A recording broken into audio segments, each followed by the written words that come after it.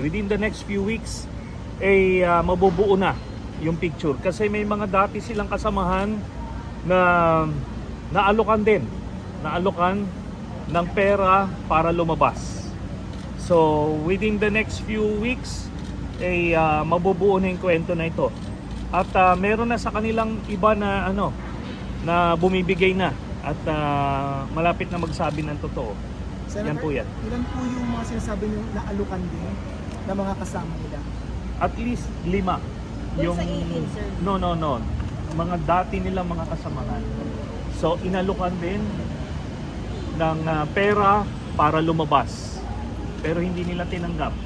So, yun ang dito. Sir, nasa nangyari. active pa po ba yung 5 na ito, sir? Or mga retirado na rin po? Meron nasa active, merong mga retired rin. Sir, tatayo po sila against this 18 people? We'll see. I will not preempt their moves. Pero dito sa mismo sa 18 na to, may mga umamin na talagang wala silang alam.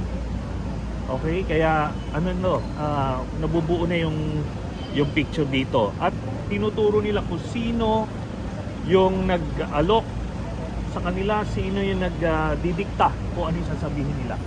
Yan po yun. Sir, yung mga sinasabi niyong bumibigay, paano po nakarating sa inyo yung information? Lumapit po ba sa camp ninyo mismo or may nagsabi po sa inyo?